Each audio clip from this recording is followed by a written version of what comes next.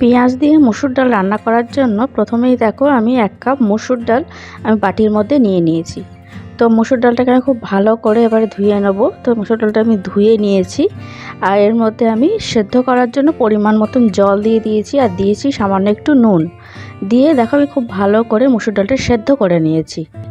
আর সেদ্ধ করার পরে আমি আরও একটুখানি জল দিয়ে দিয়েছি, তাহলে ডালটা বেশ পাতলা হবে, কারণ এখনও অনেকটা ফুটবে ডালটা, সেই জন্য। তো জল দিয়ে তার মধ্যে আমি একটুখানি দেখো হলুদ দিয়ে দিলাম, 1/2 টিস্পুন মতন আমি হলুদ দিয়ে দিয়েছি। দিয়ে একটুখানি নাড়াচাড়া করে ভালো করে মিশিয়ে দিলাম। দিয়ে ডালটা আমি মিডিয়াম গ্যাসে ফুটতে দেবো বেশ কিছুক্ষণ। আর এদিকে দেখো আমি একটা বড় সাইজের পেঁয়াজ খুব ভালো করে মিহি করে কুচিয়ে রেখে দিয়েছি।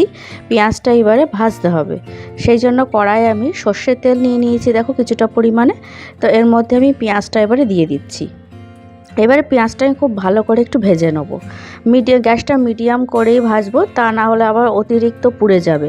তো মোটামুটি ব্রাউন কালার করে পেঁয়াজটাকে একটু ভেজে নেবো। পেঁয়াজটা একদম অল্প ভাজলে কিন্তু আবার টেস্টটা ভালো আসবে না। তো সেই জন্য পেঁয়াজটা কিন্তু মোটামুটি ব্রাউন কালার করে ভাজতে হবে, ডিপ ব্রাউন না, লাইট ব্রাউন করে ভাজলেই হয়ে যাবে। তো দেখো পেঁয়াজটা কিন্তু একটা সাইড আমার সুন্দর বেশ ভাজা হয়ে গেছে। এবার একটু ভালো করে নাড়াচাড়া করে দিচ্ছি। এইবারে যেহেতু একটু শেষের দিকে আর কি পেঁয়াজটা, সেই জন্য আমি এখন একভাবে একটুখানি নাড়াচাড়া করে ভেজে ভেজে তুলে নেব। পেঁয়াজ ভাজার শেষের দিকটা কিন্তু খুব তাড়াতাড়ি পুড়ে যায়, ওই দিকটা কিন্তু একদম খেয়াল রাখতে হবে যাতে পুড়ে না যায়। দেখো আমার কিন্তু একটা সুন্দর গোল্ডেন ব্রাউন কালার চলে এসেছে। তো আমি পেঁয়াজটা তুলে নিলাম, ভাজা হয়ে গেছে। দেখেছো কত সুন্দর কালারটা এসেছে, এই কালারটাই দরকার।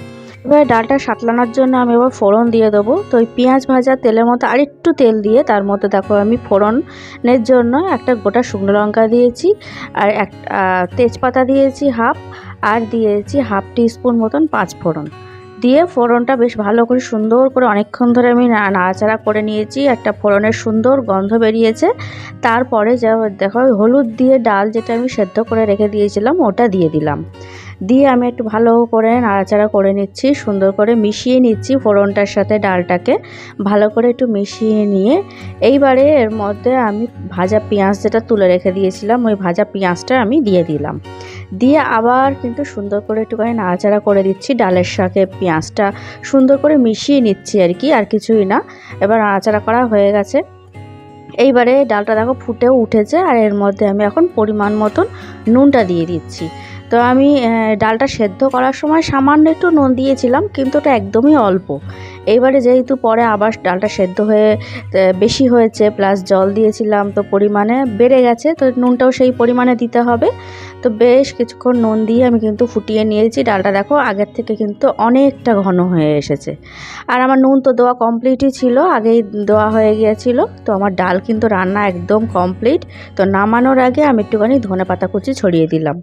অসাধারণ একটা সেন্ট বেরোয় এই ডালটা রান্না করার সময়। আর অবশ্যই কিন্তু ধনেপাতা কুচিটা কিন্তু লাস্টে দিতেই হবে, তবেই কিন্তু এর যে টেস্ট আসল সেইটা বেরোবে।